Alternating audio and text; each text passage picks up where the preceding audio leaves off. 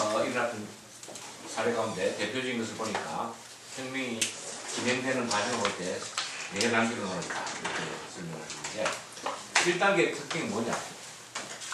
1단계는 이제 사회 경제적인 문제, 정치적인 문제라기보다도 사회 경제적으로 문제가 발생한다.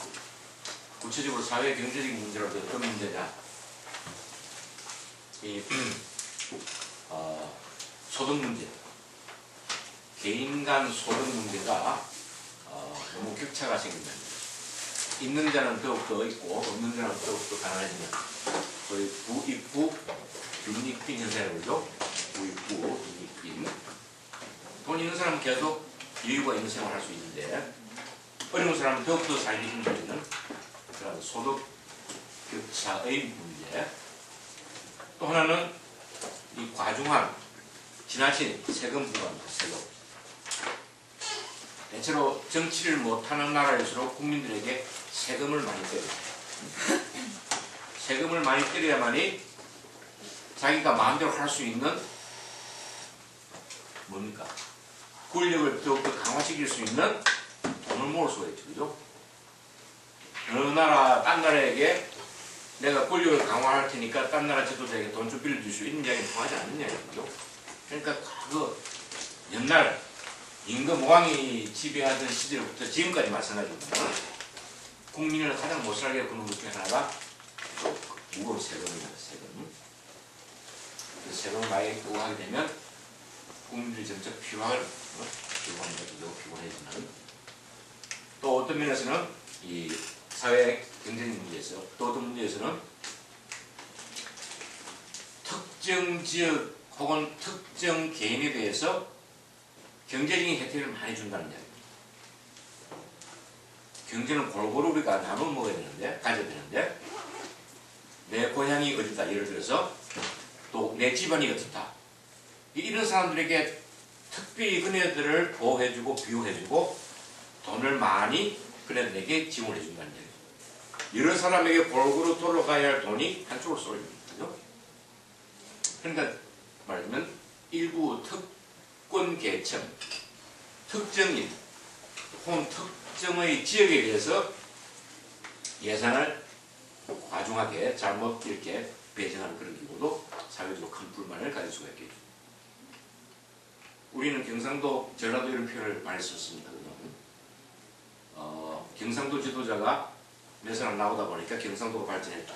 그래서 전라도 사는 사람들은 전라도 푸대전 한다. 이런 이야기 해가지고 저 영남, 경상도, 호남, 전라도 이렇게 해서 그동안 갈등이 좀 있었고 지금도 노골적으로 이야기를 안 해도 그와 같은 심리적인 긴장은 좀 있어요. 북한의 경우는 한경도하고 또 어딥니까 저기 평안도 이런 게 있다고 이야기 이제 들었습니다. 요즘도 좀 있나요? 요즘은? 예? 못하게 하세요. 그렇겠죠. 근데 주민들 사이에는 조금 그런 생각이 있습니까? 있습니다. 어디 가나 조금씩 차이는 있겠죠, 그죠? 어쨌든, 그런데 이렇게 특정 지역에 대해 지나치게 많이 배려를 하고 그쪽 지역을 많이 발전시키게 한다면 다른 지역 사람들 아마 소외가 될 겁니다, 그죠? 그런 문제들. 또 어떤 문제가 있나? 사회경제를 보면 경제정책 실패로 인해서 많은 사람들이 희생을 당하는데 몇몇 기업들, 재벌, 요즘에 재벌 기업들은 배를 더 채울 수 있는 그런 또 구조가 생겨나거든요. 그걸 정부가 해결을 안 해줘. 정부가 해결해서 배고픈 국민들에게, 인민들에게도 사실 잘못한 것은 정책의 잘못인데, 그죠? 마치 인민들이 잘못한 것처럼, 국민들이 잘못한 것처럼 배려를 안 해준다는 이야기입니다. 그럼 정부에 대해서 불만이 많겠죠. 반정부적인 생각이 자꾸 들게 마련입니다. 이런 문제점이 처음부터 이렇게 발생한다는 거예요. 사회 경제적인 문제입니다. 첫째는. 자, 이 문제가 지금 해결되지 않고 앞서 말씀드린 개혁을 통해서 조금씩 해결된다면 문제가 2단계로 넘어가지는 않겠는데 이게 해결되지 않고 2단계로 넘어갑니다. 이제 2단계는 뭐냐? 이게 이제 지식인들, 인텔리겐자들이 그 정부를 비판하고 비난하는 단계입니다. 대체로 보면 한 사회가 변화를 겪는 데 있어서 가장 먼저 비판을 하고 나서는 세력은 공무원이 아닙니다. 공무원이 될 수가 없죠. 그죠? 학자들, 지식인들, 식자층, 이들 경자들.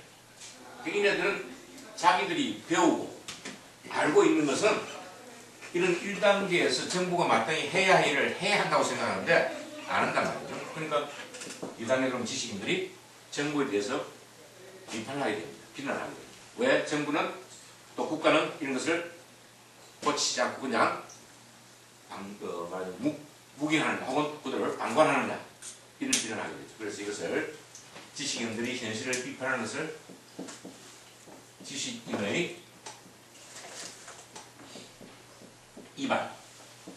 이반이라는 것은 한자 뜻인데 돌아선다는 뜻입니다. 지식인이 반발한다. 반항. 반항. 지식인의 이반 현상에 나타납니다.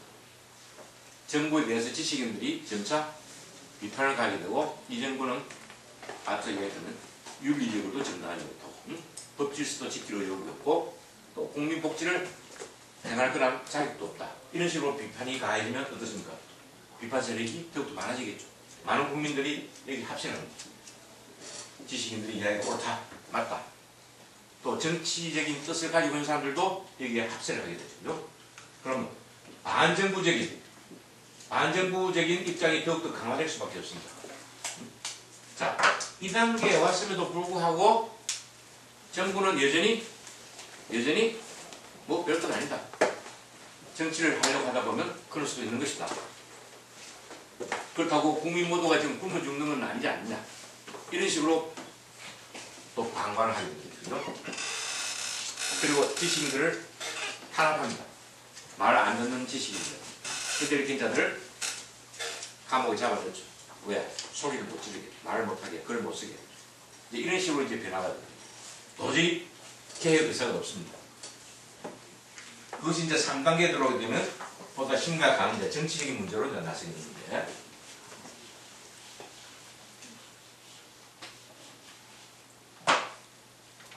이것은 이제 주로 이제 정치적인 문제가 크게 현실적인 문제로 이제 제기되는 겁니다. 정치를 하는 사람들, 정당에 속해 있는 사람들, 또 정당을 지지하는 사람들, 또 사회적인 입장에서 정치적 성향이 강한 사람들, 이네들이 점차 힘을 좀 모으고 있죠. 그죠? 이네들이 힘이 더 커지고 보니까, 더 커지고 하다 보니까 어떻게 되느냐. 정부에 대해서 노골적으로 이제는 정권 교체를 요구합니다. 당신들 물러나라. 이와 같은 2단계에 거치면서까지도 개혁할 의사가 없다면 이 정부는 어떤 정부냐? 무능한 정부다. 더 이상 정치를 할 수 없는 정부다. 이런 식으로 공개적인 입장을 밝히게 되고 공격을 하게 됩니다. 그럼 정부나 국가는 어떻게 하겠습니까? 이들에 대해서 어떻게 하겠습니까? 몽둥이를 드는 겁니다. 어? 너희들 계속 이럴 거냐? 몽둥이를 들고 이걸 닫습니다. 그러면 많은 사람들이 어떻게 됩니까? 다치죠. 테러 당합니다. 린치 당합니다. 어? 자기도 모르게 어디 끌려가가지고 가족들이 생사를 놓는 경우가 많죠. 북한에 그런 거 많이 있었죠. 러시아, 소련에서도 있었고 많이 있습니다. 우리 한편 한국 정부에서도 중앙정보부가 말 안 듣는 야당 정치인들을 데려와가지고 때리고 물고문 시키고 별별 짓을 많이 했어요. 우리 한편도 지금은 그런 짓을 안 합니다만. 그 이래들 하는 게 방맹이만 들어오는 거예요. 방맹이. 합리적으로 문제를 해결할 생각보다도 우선 방맹이를 가지고 때려잡잖아요. 그래서 감옥마다 정치범들이 넘쳐나는 거거든요. 또 수용소가 필요한 나라들은 저 어디에다가 수용소를 만들겠죠. 옛날 스탈린 시대 때도 그렇고 북한도 지금 그런 데가 많이 있죠. 그죠? 그런 사람들이 갈 곳이 없다. 이렇게 정부에 대해서 정치에 대해서 비판적인 사람들은 가야 할 곳이 그런 곳으로 모일 수밖에 없는 상황을 만드는 것이 나쁜 국가입니다. 독재정식 국가입니다. 그죠? 근데 방망이를 들고 이렇게 다스린다는 거죠. 방망이를 들고 국민을 다스린다는 이야기는 다른 말로 표현하면 이게 정치가 아닙니다. 폭력이지. 정치가 어떻게 폭력으로 할 수 있나요? 민심을 얻어야 됩니다. 민심을 얻어도 국민들을 다스리기 위해서는 내가 하는 정치가 착한 것이고 잘된 것이고 좋은 것이고 너희들이 따라올 수 있도록 내가 하는 것이다라는 생각을 국민들이 갖게 되면 그거 얼마나 행복하겠습니까? 그런 통치를 해야 되는데 말 안 들으면 주먹이다 하는 식으로 그런 폭력 일변도의 정책, 무력 일변도의 정책은 결국은 반대 세력을 당연히 낳기 마련이고 결국은 끝까지 이 반대 세력을 무력으로 폭력으로 다스리겠다 그런 입장을 가지고 자 이렇게 되면 어떻게 될까요? 이 반정부 세력이 많이 없어지겠죠, 그죠? 일단은 수치적으로는 이게 이제 마지막 단계가 오겠죠. 정치적인 생각을 가지고 있는 사람들은 적을지 몰라도 이제 일반 국민들이 생각 어떻게 돼요? 국민들이 일반 이민들이 이렇게 생각합니다. 이 정부 국가는 이건 없어져야 한다. 없어져야 할 것보다 정부다. 지도자 쫓아내야 한다. 국민들이 이러고 들고 있는 거죠. 국민들이 정부에 대해서 들고 있는다는 이야기는 그 어느 누구도 더 이상 통치를 할 수 없게 만드는 것입니다. 자, 그럴 때 이 정부 내에서 어떤 생각을 가지게 되느냐? 자, 국민들이 이렇게 저항을 하고 국민들이 우리로 하여금 이렇게 정부를 내놓으라 한다니까 우리가 권력을 해놓자. 국민의 요구에 대해서 순응하는 국민의 입장을 이해하는 그런 하나의 파벌이 생기고 집단이 생기고 또 하나는 뭡니까? 이거는 끝까지 국민의 요구를 꺾어야 한다. 반대하는 그런 집단. 요걸 우리가 일종의 개혁 세력을 한다면 이것은 수구 세력입니다. 수구 세력. 이건 개혁 세력. 개혁 세력은 국민이 오죽했으면 이렇게 정부에 대해서 상기같이 반대를 하느냐. 우리가 잘못된 것을 시인하자. 상당히 개혁적이고요. 그런데 이 개혁은 이미 물 건너간 개혁입니다. 이것은 개혁이 소용이 없습니다.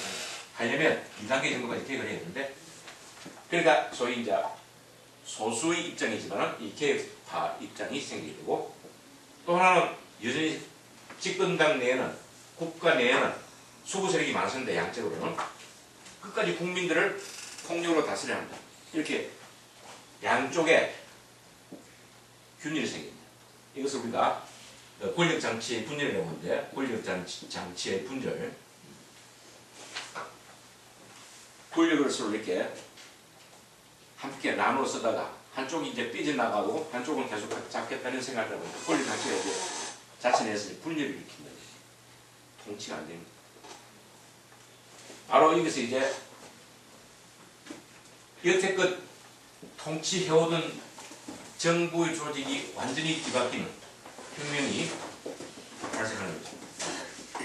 다른 말씀을 말씀드리면 개혁 세력도 국민 지지를 얻지 못하고 이 수구 세력도 국민들이 이제 용납할 수 없는 상태죠. 그러면 여태까지 존재하던 모든 정치 권력을 지탱해주던 법률 구조, 또 권력 구조, 또 그 사회를 지탱하는 윤리, 사회 이념 이런 것들이 모두가 다 단절되어 버리죠. 앞서 제가 말씀드린 것처럼 단절성이 극대화되는 것이 바로 혁명 완성이라는 겁니다. 그 이전의 것은 다 부정해버리고 있어서도 안 되고 새로운 가치를 우리가 추구하게 만든 것이고 또 새로운 제도와 새로운 질서를 원하는 그러한 단계의 이름이 바로 이 혁명입니다. 따라서 혁명이 이럴 때는 대체로 피를 많이 흘리게 되죠. 많은 사람들이 이 단계로부터 많은 사람들이 피를 흘리게 되고 많은 사람들이 다치게 되고 많은 사람들이 실종되고 그 가족들과 생입을 하게 되고 여러 가지 형태의 그러한 피를 흘리는 혁명이 대부분 뒷단계를 그런 이야기입니다. 이 네 단계는 과거 이런 혁명을 통해서 살펴보았던 하나의 결론이지만은 이때가 결론은 아니지만은 이 단계를 모든 나라에 똑같이 적용하기는 힘들 겁니다. 왜냐하면 각 나라마다 처해 있는 상황이 다 똑같진 않고 또 권력을 장악하고 행사하는 지도자가 어떤 성격의 소유자에 따라서는 이 네 단계가 생략되면서 권력을 내놓은 사람도 있고 끝까지 버티는 그런 사람도 있을 수 있죠. 지금 리비아의 카다피는 이 끝까지 말하자면 이 단계까지 와 있습니다. 카다피. 왜? 가다피 정권 내부에 개혁파와 지금 수구파가 계속 붙어 있는데, 개혁파의 움직임을 우리가 하나 볼 수 있는 것은 외무장관을 지낸 가다피의 측근이 반가다피로 돌아섰습니다. 가다피를 반대하는 진영으로 돌아버렸습니다. 뿐만 아니라 몇몇 과거 장관들이 가다피를 반대하는 그런 입장을 표명했습니다. 더 중요한 것은 뭐냐? 가다피가 6남 1녀를 두고 있는데, 그죠? 6남 1녀. 아들 둘이가 아버지 보고 뭐라고 하느냐? 아버지 이제 적당히 타협해서 아버지도 양보할 거 양보하십시오. 이렇게 나옵니다.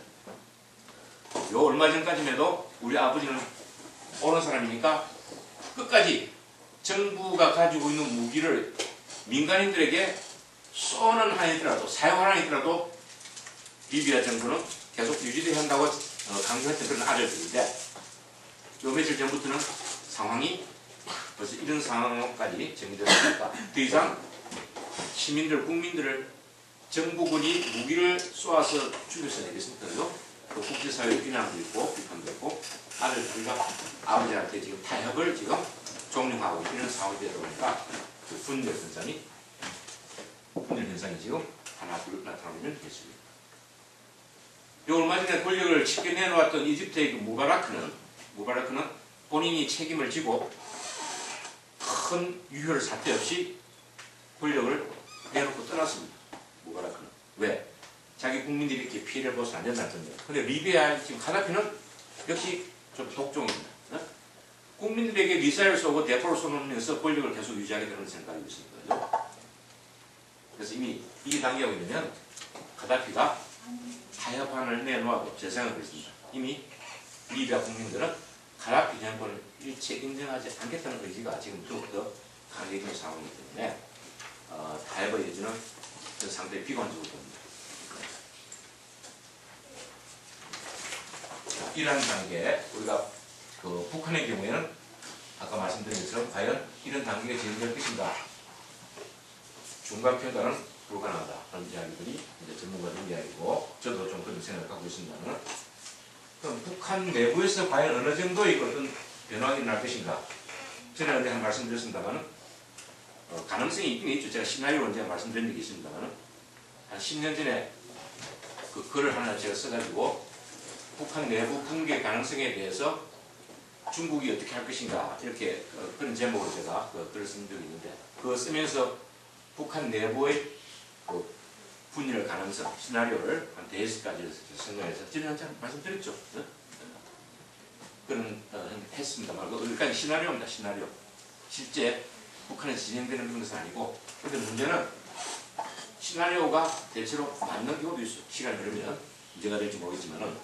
그래서 북한 내부의 권력 변동의 양상은 지금 여러 가지 각 전문가들 나름대로 개인적으로는 이렇게 제시를 하고 있습니다만, 일단은 김정은이 체제가 제대로 정착이 되면 좀 오래 가겠지만, 김정일 체제가 제대로 정착되기 전에 만약 김정일이 빨리 사망한다면 제가 볼 때는 북한이 굉장히 좀 혼란에 빠질 것이다.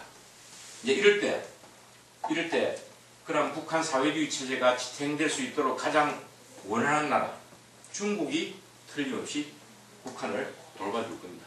그런 측면에서 북한에서 사회주의 체제가 민주주의 체제로 바뀐다는 가능성은 제가 볼 때는 지금 현재로 거의 0에 가깝다. 저는 그래서 그런 가능성이 없다는 얘기죠. 중국은 틀림없이 북한의 지도자는 바뀌어도 북한이 사회주의 체제로 계속 남아 있어야 된다라고 생각하고 있기 때문에, 김정은이 없다 하더라도, 김정일이 없고 김정일이 없다 하더라도 딴 사람을 통해서 북한 사회주의 체제가 유지될 수 있도록 끝까지 보살펴주는 그런 형의 역할, 후견인 역할을 해 나갈 것이기 때문에, 과연 북한 인민들의 생활이 그 지도자의 결체도 불구하고 나아질 것인가, 그렇게 전망이 밝지는 않다. 그게 이제 개인적인 생각입니다. 자, 그렇다면 혁명이 일어나고 나면 모든 정치 체제가 다 건강하고 또 모든 인민들에게 진정한 행복을 보장해주는 나라로 되느냐, 이게 또 문제입니다. 역사를 통해서 볼 때.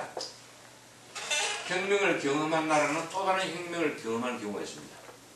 그래서 이런 해서 혁명의 악순환이라고 해요. 혁명의 악순환. 나쁜 것이 자꾸 되풀이된다. 악순환.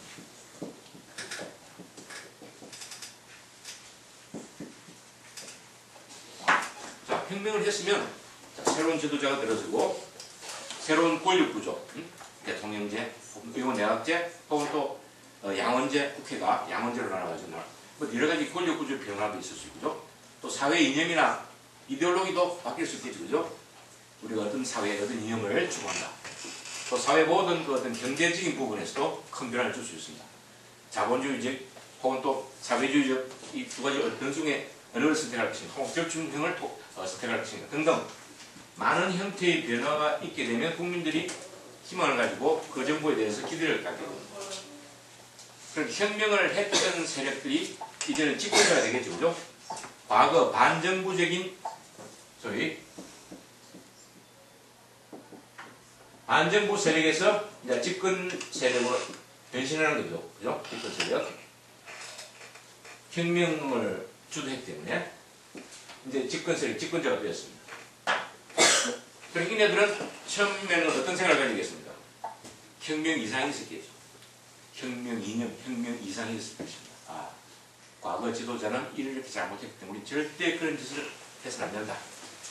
정치를 잘못해서는 안 된다라고 생각하지만은 이네들이 권력을 잡고 이런 정책, 저런 정책 이렇게 취하다 보니까 어떨까요?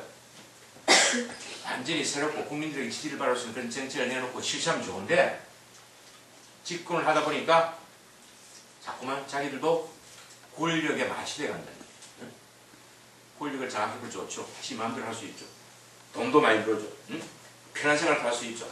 자동차가 제일 좋은 거 살 수 있죠. 그죠? 그런데 점차 어떻습니까? 처음의 초심, 우리가 보통 초심이라는 표현을 많이 쓰는데 초심, 처음의 마음이 점차 이렇게 변질된다, 변색된다는 거예요. 어떻게 변색되느냐? 권력에 마취되어 가지고 권력을 계속 추구하는 그런 형태로 변한다는 이야기입니다. 어떻습니까? 과거 전임 정권과 별로 차이 없는 그런 행태를 보여줍니다. 네? 이게 이제 심하게 되면 어떻게 되냐? 앞서 말씀드린 것처럼 저 4단계를 또 쫓아가는 거예요. 야, 우리가 어떻게 해서 얻은 정권인데, 우리가 그 혁명을 하면서 많은 피를 흘리면서 얻은 정권인데 이걸 우리 쉽게 놓을 수 있느냐? 그죠? 끝까지 지켜야 한다는 생각이겠죠. 그런데 일부에서는 야, 그래도 우리가 처음에는 안 그랬지 않느냐? 초심으로 돌아가자. 이미 그때 자체 내에서 그런 균일이 생기면 그 정권도 끝장이 됩니다. 그러니까 새롭게 또 악순환이 되는 거죠. 그래서 혁명이 빈발하게 일어나는, 계속 일어나는 나라는 대체로 이런 것들이 계속적으로 일어나는 경우가 많이 있습니다. 부진부, 특히 후진부인데 일수 그런 현상입니다.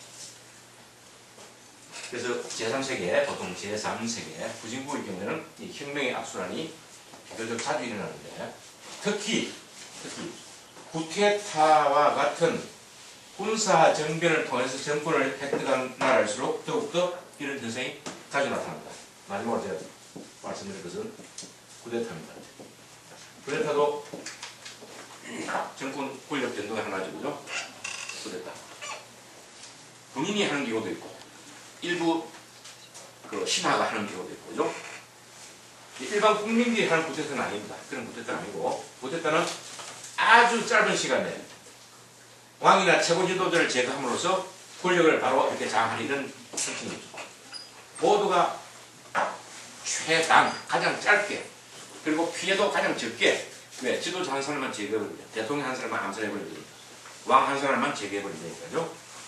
그러니까 쿠데타의 경우에는 대체로 보면 군인들이 동원돼서 하는 경우가 제일 많고, 숫자를 보면 그 다음으로 이제 정치적인 야심을 가지고 있는 왕의 측근, 왕의 측근 인사들이 쿠데타를 일으키는 경우가 많고, 우리가 보통 이야기하면서 이제 군부 쿠데타입니다. 군대가 중심이 되는 군부 쿠데타. 군부 쿠데타의 경우에는 역시 정치 성향이 짙은 장교들이, 군인들이 이걸 하게 말입니다. 그죠? 카다피, 옛날 카다피가 뭐였습니까? 군 대위였습니다. 군인이었습니다. 카다피뿐만 아니라 우리나라 박정희 대통령 이런 거 아시죠? 박정희? 네? 어린 사람들 잘 모르지? 알아? 그 사람도 군인이었죠. 네? 이시조선을 만든 이성계 군인이었죠. 그지? 장군이었을 거죠. 권력을 쉽게 빨리 뺀다는 이 군인이 제일 유리하다. 왜? 일단 무력을 가지고 있기 때문에. 그죠? 쉽게 행사할 수 있는 무력수단을 가지고 있기 때문에 가장 군인들이 정치 권력의 도전 유혹을 제일 많이 받는 군인입니다. 그러나 가지고 후진부에서 힘이 많이 일어난다는 이야기죠. 근데 군인들이 일으키는 못했다고 왜 자꾸 그럴까? 악순환이 되느냐? 결국은 한 사람의 군인이 권력을 장악했다. 그러나 그 군인들, 측근들이 또 군인들이, 그죠? 측근들이 보니까 야, 저 정도 리더십 같으면 나도 발휘할 수 있겠다 생각합니다. 그죠? 그래서 군 쿠데타로 권력을 장악한 그 지도자가 혹시 해외로 출장을 간다거나 해외 방문하게 되면 그 사이에 또다시 다른 군인이 그 자리를 또 나가치는 거죠. 그러니까 계속 쿠데타가 연속되는 나라들은 아프리카, 또 중남미, 정치적으로는 후진적 이런 나라들에 있어서는 보면 군인들이 계속 이름만 바뀔 뿐이지 출신은 군인들이 권력을 잡는 그런 경우가 많습니다. 그래서 이 쿠데타의 어떤 그런 그 연속, 재발 이와 같은 것은 역시 군인들이 가장 쉽게 빨리 권력을 장악할 수 있는 수단을 가지고 있다는 그러한 측면을 과용하는 거죠. 잘못 사용하는 것이죠. 그래서 쿠데타가 자주 있는 나라는 대체로 민주주의가 잘 안 되고 경제 발전도 더디고 여러 가지 불행한 일들이 많이 있습니다. 문제는 왜 그 정권이 유지되느냐? 그 이유는 바로 강대국들입니다. 강대국들이 볼 때 A 나라 군사 쿠데타가 일어났을 때 A 국가가 예를 들어서 강대국 입장에 볼 때 대단히 중요한 지역에 있는 나라다. 우리 그걸 지정학이라고 하는데 지정학. 한 사람 쓰겠습니다. 지리 정치학. 지정학. 지리 정치학적으로 대단히 중요성을 띠릴 경우에는 군사 쿠데타를 해도 강대국이 이것을 인정해주는 그런 경향이었습니다. 왜? 그 나라와 우리나라와 이익을 볼 때 대단히 중요한 지역이다. 지정학적으로 중요한 지역이기 때문에 묵인해주는 것입니다. 또 B라는 나라, 그래서 쿠데타가 일어났을 때 또 다른 나라가 이것을 인정해줍니다. 왜? 이 나라가 볼 때는 B 정권이 자기 나라 국가에 볼 때 도움이 되기 때문에. 그러니까 후진국에서 쿠데타가 자꾸 일어나도 정치적으로 발전하지 못한 이유는 강대국들이 자기 이해에 따라서 그것을 계속 지지해주고 묵인해주기 때문에 그 지도자들은 민주주의, 법으로 다스린 거 그거 신경 쓸 필요가 없습니다. 왜? 어차피 강대국을 보호해주니까. 그런 측면에서 제3세계는 정치적으로 계속 민주화되지 못하고 역사의 그 뭡니까 그 시기방향을 거꾸로 돌리는 이런 불행한 경험을 계속 하고 있습니다. 지금도 하고 있죠. 오늘날 중동 사태가 저렇게 된 것은 물론 지도자가 통치를 잘못하고 국민들이 너무 참고 있었던 그런 결과이긴 하지만 강대국들이 자국의 이익에 따라서 중동 지역을 서로 달리 접근했고 즉 자국의 이익에 맞게 중동 지역을 관리해왔기 때문에 강대국의 책임도 크다는 것이 국제사회의 하나의 여론입니다. 책임 있는 강대국이 되려면 적어도 그 나라의 정치적으로는 민주주의 또 경제적으로는 국민들이 편하게 살 수 있는 이런 조건을 충족시켜주도록 함께 노력하면서 그 국가와의 관계를 유지해 나가는 것이 더 좋은 방법인데 우리나라의 욕심만 채우기 위해서는 네가 독재를 하든 뭘 하든 나는 상관치 않겠다는 거야. 그렇게 인권을 유리하고 아무리 그렇게 나쁜 짓을 해도 우리나라와 이해관계에 볼 때 우리나라가 편하면 나는 관계치 않겠다. 이런 잘못된 습관, 태도들이 오늘 중동 사태를 크게 악화시키고 있다. 결과적으로 중동의 국민들만 지금 어떻게 됩니까? 피곤해지죠. 많은 사람이 희생당하고 있습니다. 불행해지고 있습니다. 이런 식의 세계는 좋지 않죠. 그런 측면에서 중동에서 정치 권력의 변동에 대해서는 차제에 서방의 선진국들도 크게 반성하고 향후에 정말 우리가 동반성장, 동반 발전을 하기 위해서는 강대국의 책임도 상당히 이제 짊어져야 할 그런 시대가 아닐까 하는 생각입니다. 혹시 질문 있으면 질문 있습니다. 좀 재미없으니까. 교수님, 네. 제3세계가 어떤 말인가요? 예, 제3세계는 이게 이제 국제정치적인 용어인데 특히 중국이 그런 표현을 많이 써봤습니다. 제1세계는 2세계, 3세계 이렇게 되는데 중국이 표현할 때 1세계는 뭐냐? 이건 미국과 소련입니다. 미국 지금 러시아죠. 왜? 세계에서 제일 힘이 큰 나라이기 때문에 이거는 별종이다. 제2세계는 누구냐? 이렇게 미소처럼 힘이 강대하진 않지만은 서방의 선진국가들. 영국, 프랑스 이렇게 캐나다 이쪽이죠. 제3세계는 누구냐? 아시아, 아프리카 신생국가들. 보상한 나라. 근데 중국도 여기에 속한다. 이렇게 생각해. 왜? 제3세계를 자기 편으로 만드는 것이 유리하기 때문에. 지금도 중국 신문이나 중국 정부가 발표하는 거 보면 중국은 제3세계다 이렇게 표현하고 있어요. 지금도. 이제 경제적으로 어렵고 정치적으로도 경제적으로 모든 게 어려운 것이 제3세계. 제2세계요. 모르겠어요. 아, 이 세계? 서방 국가들. 영국, 프랑스, 그러니까 미국과 소련, 러시아를 제외한 서양의 선진 국가들. 이걸 2세계라고 합니다. 2세계. 일본도 이건데도 2세계. 한국은 어디에 해당되나요? 우리도 처음에는 북한과 경쟁을 위해서 우리도 제3세계에 속한다. 이렇게 했는데 제3세계에서 너는 아니다. 우리 보고 너는 아니다. 왜? 중국하고 북한이 제3세계 같이 묻어 들어가니까 너희는 아니다. 우리는 어정쩡하게 뒷위에 있지 뭐예요. 그런데 공개적으로 우리도 그러고 딴 나라들도 한국은 2세계다 이렇게 표현하지 않아요? 보통 3세계를 반대로 이야기하니까 일반적으로 쓰여지는 용어는 3세계입니다. 그래서 제3세계를 할 때도 마찬가지고. 북한하고 주소하는 정책이 안 맞는데요. 예? 북한하고 주소하는 정책이 안 맞는데요. 북한이 그래도 3세계를 자기들이 대국이 끌어들여가지고 자기 포섭을 한다고 그러거든요. 한국 포섭하는 단체가 아니잖아요. 그러니까 이 제3세계는 북한이 인기 있고 우리는 인기 없어서. 왜냐하면 아까 이야기했던 것처럼 신생 독립 국가들은 그래서 이념이 사회주의 쪽으로 이런 쪽에 많이 관심을 두기 때문에 한국 자본주의, 민주주의 인기가 없었지. 북한이 오히려 더 이렇게 높이를 할 수 있고 친화될 수 있었지. 근데 지금은 북한도 제3세계 외교 전혀 못합니다. 왜? 실제 요즘 제3세계가 원하는 게 뭡니까? 우선 속된 말로 이렇게 돈이 있어야 되는 거죠. 그 원조를 해줄 줄 알아야 되는데 북한이 지금 직면하고 있는 현실이 굉장히 어렵죠. 그죠?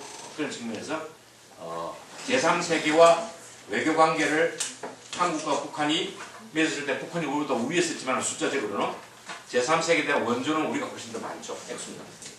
국가랑 북한이 매우 국가가 많지만. 혹시 다른 질문 없어요? 젊은 친구들 다른 질문 없어요? 자, 그럼 오늘 이야기 끝내겠습니다. 고맙습니다.